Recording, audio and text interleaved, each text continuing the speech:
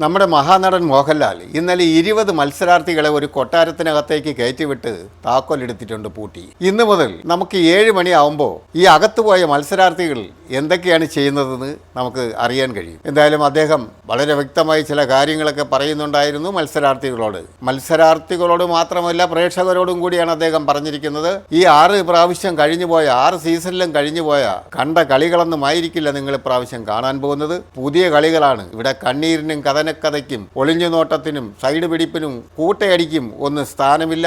എല്ലാ വ്യക്തികളും അവരവരുടെ കളികൾ കളിക്കേണ്ടതാണ് എന്നാണ് അദ്ദേഹം വളരെ വ്യക്തമായി സൂചിപ്പിച്ചത്. കഴിഞ്ഞുപോയ എപ്പിസോഡിലൊക്കെ കുറെ കൊതിയും നുണയും പറച്ചിലും കൂട്ടിയടിയും അതൊക്കെയായിരുന്നു സംഭവങ്ങൾ. ചേരി തിരിഞ്ഞുള്ള പ്രകടനങ്ങളും ഒറ്റയ്ക്കുള്ള പ്രകടനങ്ങളും നമുക്കറിയാലോ.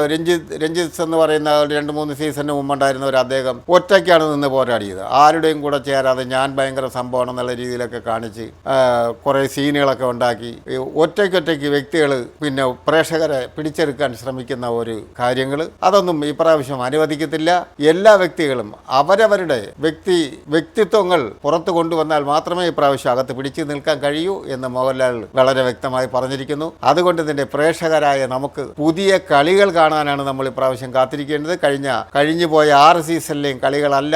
അദ്ദേഹം പറയുന്നു നല്ല രീതിയിൽ കളിച്ചില്ലെങ്കിൽ 7ന്റെ പണി ഞാൻ തരുമെന്ന്. 7 പുതിയ പണികളാണെന്ന് എന്നുള്ളതാണ് അദ്ദേഹം പറഞ്ഞു വയ്ക്കുന്നത്. മത്സരാർത്ഥികളിൽ ആണുങ്ങൾക്കായി ഒരു നിർദ്ദേശം അദ്ദേഹം കൊടുക്കുന്നുണ്ട്. ഏതെങ്കിലും സ്ത്രീകളുടെ കണ്ണീർ കഥകൾ കണ്ട് ഞാൻ അകത്ത് കയറി ഞാൻ നിങ്ങളെ സഹായിക്കാമെന്ന് പറഞ്ഞ് ഇവരുടെ പുറകെ കൂടുന്ന കുറേ മത്സരാർത്ഥികളുണ്ട്. ഇവരുടെ സ്നേഹമൊക്കെ പിടിച്ചു പറ്റി ഇവരുടെ കൂടെ ചേർന്ന് നിന്ന് വലിയ മേലനങ്ങാതെയുള്ള പരിപാടികളൊക്കെ ചെയ്ത് രക്ഷപ്പെടാമെന്നുള്ള ധാരണകളുള്ള കുറേ മത്സരാർത്ഥികളൊക്കെ കഴിഞ്ഞ സീസണുകളിലൊക്കെ ഉണ്ടായിരുന്നു. അത്തരം പരിപാടികളൊന്നും ഇപ്രാവശ്യം നടക്കത്തില്ല എന്നും പറയുന്നു. അതുകൊണ്ട് തന്നെ ഇപ്രാവശ്യത്തെ മത്സരം അതിഗംഭീരമായിരിക്കും. പിന്നെ അകത്ത് പോയിരിക്കുന്ന മത്സരാർത്ഥികളെയൊക്കെ നമുക്കറിയാമല്ലോ. ഒന്ന് രേണു സുധിയാണ്. കുറെ കാലമായി നമ്മുടെ സോഷ്യൽ മീഡിയ മൊത്തം അടക്കി വാഴുന്നത് അവരായിരുന്നു. അവരുടെ പുറകെ ആയിരുന്നു യൂട്യൂബർമാർ മൊത്തം. അവരാണ് അകത്തേക്ക് പോയ ഒരാള്. അപ്പൊ അവർക്ക് വേണ്ടി നിലവിളിക്കാനും വോട്ട് ചോദിക്കാനും വോട്ട് പിടിക്കാനും ഒക്കെ ഇഷ്ടം പോലെ യൂട്യൂബർമാരും ആൾക്കാരും ഒക്കെ ഉണ്ടാവൂ എന്നുള്ള കാര്യത്തിൽ ഒരു സംശയവും വേണ്ട. പിന്നൊന്ന്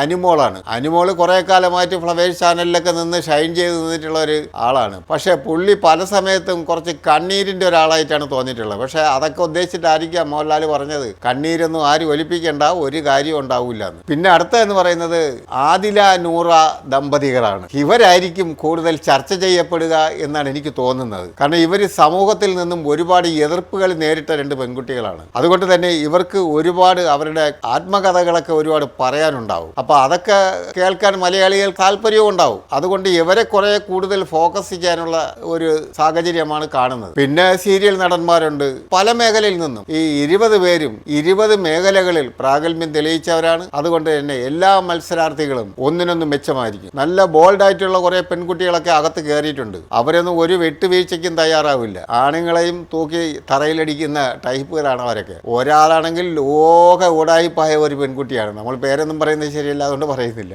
അങ്ങനെ പല പല ഉടായിപ്പുകളൊക്കെ ആയിട്ടാണ് അകത്ത് കയറിയിട്ടുള്ളത്. അതുകൊണ്ട് തന്നെ ഇപ്രാവശ്യം കണ്ണീരും മറ്റേ കഥനകഥകളും ഒളിഞ്ഞുനോട്ടവും പീഡന കഥകളും അതൊന്നും ഇപ്രാവശ്യം വിജയിക്കില്ല. വ്യത്യസ്തമായി ഓരോരുത്തരും അവരവരുടെ ക്യാരക്ടർ എന്താണെന്ന് തെളിയിക്കുന്ന രീതിയിലുള്ള കഥാപാത്രങ്ങൾ പുറത്തെടുത്താൽ മാത്രമേ ഇപ്രാവശ്യം അവിടെ പിടിച്ചു നിൽക്കാൻ പറ്റുള്ളൂ. തരികിടയിലും അഭ്യാസങ്ങളിലും ഒന്നും അകത്ത് നിൽക്കാൻ കഴിയില്ല. എന്തായാലും വരുന്ന മണിക്കൂറുകളിൽ ആദ്യത്തെ എപ്പിസോഡ് നമുക്ക് റിലീസ് ആവുമ്പോൾ നമുക്കറിയാം അകത്ത് ചെന്നെത്തിയ എല്ലാവരും ചേർന്നിട്ട് എന്തായാലും ഈ ആദ്യത്തതിലൊക്കെ വലിയ കെട്ടിപ്പിടുത്തവും ഉമ്മവയ്പ്പും ഓരോരുത്തരെ സ്വീകരിക്കലും അതും ഇതുമൊക്കെ ആയിരിക്കും. അങ്ങനെയൊക്കെയാണ് എല്ലാ വർഷവും നടക്കുന്നത്. പക്ഷേ അങ്ങോട്ടുള്ള കളികൾ അത്രയും വ്യത്യസ്തമായിരിക്കും എന്നുള്ള കാര്യത്തിൽ ഒരു സംശയമില്ല. മോഹൻലാൽ ഓരോ ഭാവങ്ങളും കാണിച്ചുകൊണ്ട് ഓരോ വ്യക്തിയെടുത്തും ചെന്ന് പറയുന്നുണ്ട് നിങ്ങളെ കളി പഠിപ്പിക്കും, 7ന്റെ പണി ഞാൻ തരുമെന്ന്. പഴയ ഈ 6 എപ്പിസോഡും കണ്ടിട്ട് ഇതിനകത്ത് വന്ന് അതുപോലെയൊക്കെ കാണിച്ച് വിജയിക്കാം എന്നുള്ള ധാരണയാണെങ്കിൽ നിങ്ങൾക്ക് 7ന്റെ പണി ഞാൻ തരും എന്ന് അദ്ദേഹം വ്യക്തമായി പറയുന്നു.